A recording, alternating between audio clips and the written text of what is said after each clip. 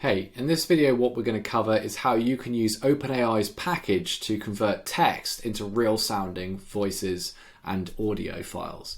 Now, there's a couple of different packages you're going to need for this. You're going to need LangChain, LangChain OpenAI, and the OpenAI package. You'll need to update your API key, and then what we can do is have a look at OpenAI's package. Now, you can specify the file path, and you'll see I've got this speech.mp3, and you can also choose the model that you're interested in, and there's lots of different voices. Now, the way this works is you put in your input, and then you would use response.toStream to file, and then after that, then what you'll see is on the left-hand side, we've got this speech.mp3 file that's been created, which is a couple of seconds long here.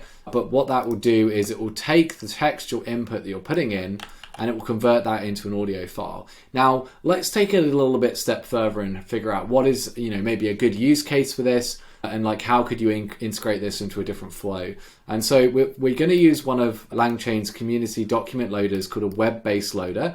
And what you'll be able to do is you'll load a URL, and we'll look at the BBC News article that recently came out in UK politics.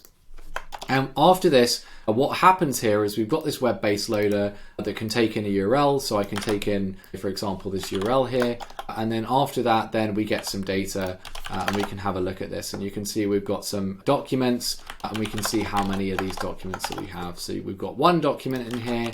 And if we want to have a look at the page content of that document, you could just do the page content. And you can see this is all the information that we've got here. Now, what I suggest doing is taking all of that data and then basically looping over all the documents and replacing any new line characters. And then you should end up with something that looks a little bit like this, where you've got checking the character length, and we can see this is the number of characters, and we could have a look at the web page text if we wanted. But basically, you've got a lot of different web page text.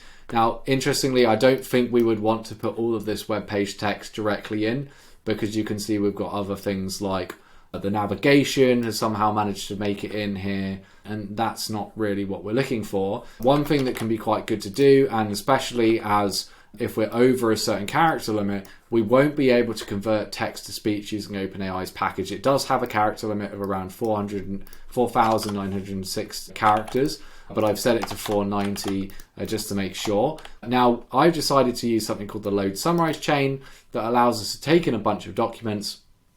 And once we have those documents, then what we can do is we can basically map over them and reduce them all down and get some sort of final output from a bunch of documents.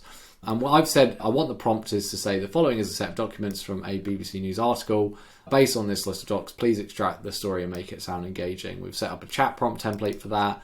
And we've got our load summarize chain that's taking in the model, the map reduce type of chain, and the map prompt and the combine prompt. And at the moment, I'm not really specifying what I want to happen at every single step as well as I could do, but I found this prompt seems to work fine for now. We invoke the chain, passing in the input documents, and here you can see I've just made a new LangChain document with the web text here as a single document.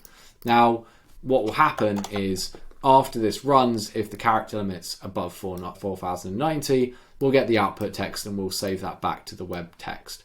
And the idea behind this is that what you really want to be doing is not just scraping this data from the web page, but actually you want to be filtering it, maybe having some prompts that make it into a more interesting story. And you can see here we've got some information about the Labour Deputy Leader, Angela Rayner, has accused the government of renegading on its promise.